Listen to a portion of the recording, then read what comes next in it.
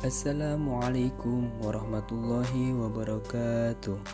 Selamat datang di kelas daring mata pelajaran Pendidikan Agama Islam dan Budi Pekerti.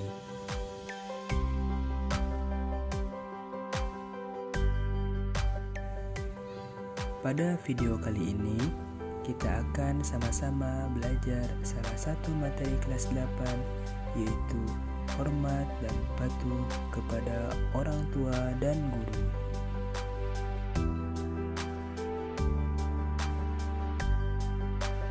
Yang pertama, hormat dan patuh kepada orang tua.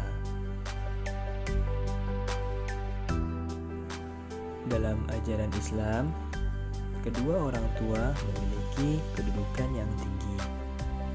Setiap anak diwajibkan untuk berbuat baik kepada orang tua, atau dalam bahasa Arab disebut juga dengan birrul walidain. Birrul walidain juga diartikan sebagai berbakti kepada orang tua.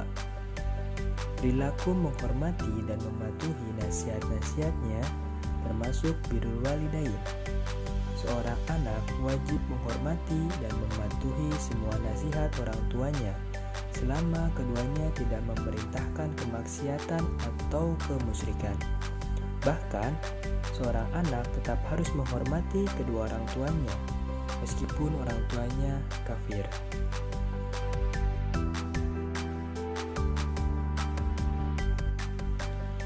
Kewajiban menghormati dan mematuhi kedua orang tua telah termaktub di dalam Al-Quran.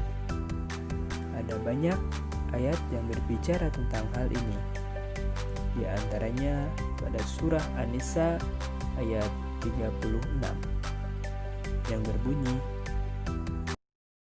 وَاعْبُدُوا اللَّهَ وَلَا تُشْرِكُوا بِهِ شَيْئًا وَبِالْوَالِدَيْنِ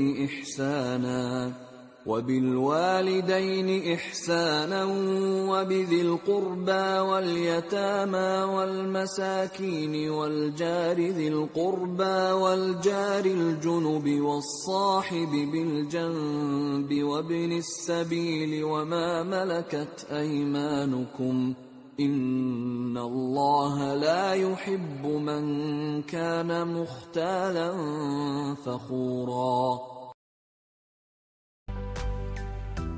Dari ayat tersebut, kita dapat mengetahui bahwa perintah berbuat baik kepada orang tua merupakan perintah langsung dari Allah Subhanahu wa Ta'ala. Perintah berbuat baik kepada kedua orang tua diletakkan setelah perintah untuk menyembah kepada Allah Subhanahu wa Ta'ala dan larangan syirik. Ini menjadi bukti bahwa kedua orang tua menempati kedudukan mulia dalam pandangan Islam. Maka, sebagai anak, kita harus menghormati dan mematuhi nasihat perintah orang tua sebagai wujud bakti kita kepada keduanya, baik itu orang tua masih hidup ataupun sudah meninggal.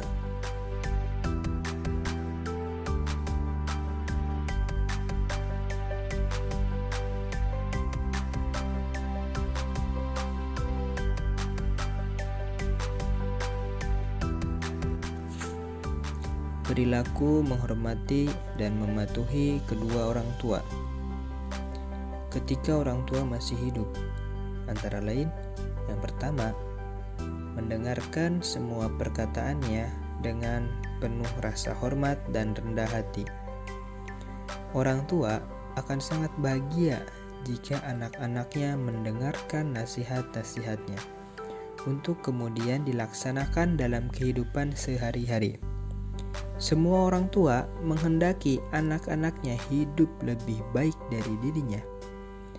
Sangat tidak sopan dan termasuk perilaku tercela jika ada anak tidak menghiraukan perkataan dan nasihat dari orang tua.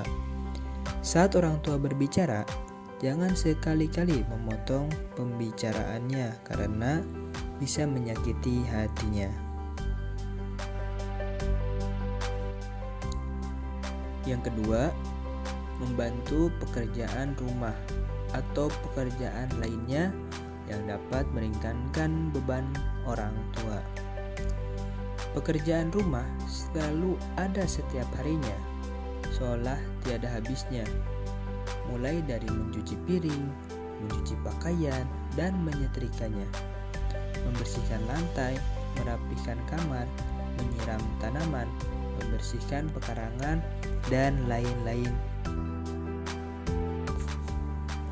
Yang ketiga, senantiasa meminta doa restu. Setiap aktivitas yang dilakukan anak hendaknya mendapat restu dari orang tua. Doa restu orang tua akan menjadi modal berharga dalam meraih kesuksesan. Doa ini menjadi penyempurnaan ikhtiar yang telah dilakukan oleh anak.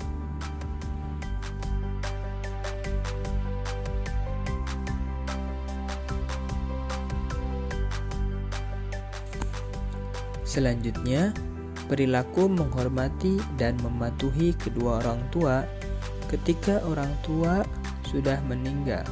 Antara lain, yang pertama, menyambung tali silaturahmi dengan kerabat dan sahabat orang tua. Seorang anak harus menjaga hubungan baik dengan keluarga dekat, kerabat, serta sahabat dekat orang tua. Dengan menjaga tali silaturahmi dengan mereka, hakikatnya juga menjaga silaturahmi dengan orang tua kita. Yang kedua, melanjutkan cita-cita orang tua. Cita-cita mulia orang tua harus dilanjutkan oleh anak-anaknya. Misalnya, membangun masjid yang dirintis orang tua belum selesai. Maka, sebagai anak harus melanjutkan pembangunan masjid tersebut. Yang ketiga, mendoakan ayah dan ibu dengan memintakan ampunan kepada Allah. Doa anak kepada orang tua akan menjadi ladang pahala yang tiada terputus baginya di alam kubur. Sebab hanya anak soleh yang bersedia mendoakan orang tuanya.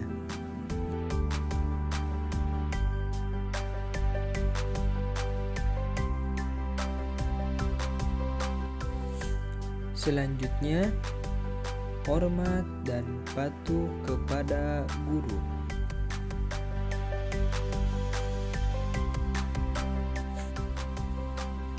Islam menempatkan guru pada posisi mulia. Mereka adalah orang tua kita setelah orang tua kandung.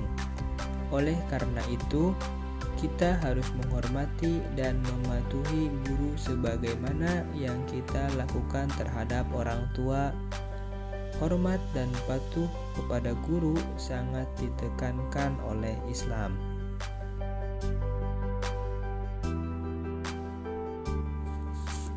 Adapun perilaku menghormati dan mematuhi guru. Yang pertama, menyapa dan mengucapkan salam saat bertemu. Saat bertemu dengan guru, baik di sekolah maupun di luar sekolah, hendaknya menyapa dan mengucapkan salam. Ucapan salam ini akan membuat guru senang dan bangga kepada muridnya. Yang kedua, mendengarkan dan menyimak dengan baik semua perkataannya. Perkataan guru pasti mengandung hikmah, sehingga murid hendaknya mendengarkan dan menyimak dengan baik. Yang ketiga, mengikuti pelajarannya dengan penuh semangat. Seorang murid memiliki motivasi yang kuat dalam mengikuti pelajaran, sehingga semua pelajaran yang diberikan guru akan diikuti dengan penuh semangat. Yang keempat, memandang guru dengan pandangan penuh rasa hormat atau takzim. Saat berhadapan dengan guru, seorang murid hendaknya menatap gurunya dengan penuh hormat dan memberikan perhatian terhadap perkataan guru mencatat jika diperlukan. Yang kelima, hendaklah duduk di hadapan guru dengan sopan dan tenang. Seorang murid hendaknya mengambil posisi duduk yang terdekat dengan guru. Dengan posisi ini, seorang murid akan merasa dekat dengan gurunya. Penjelasan guru akan lebih mudah didengar jika posisi duduk murid dekat dengan gurunya.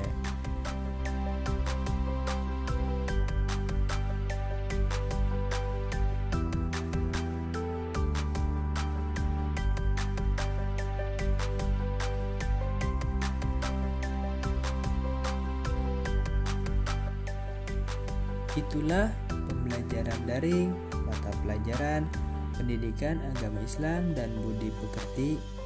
Selamat bertemu kembali di pembelajaran daring selanjutnya. Assalamualaikum warahmatullahi wabarakatuh.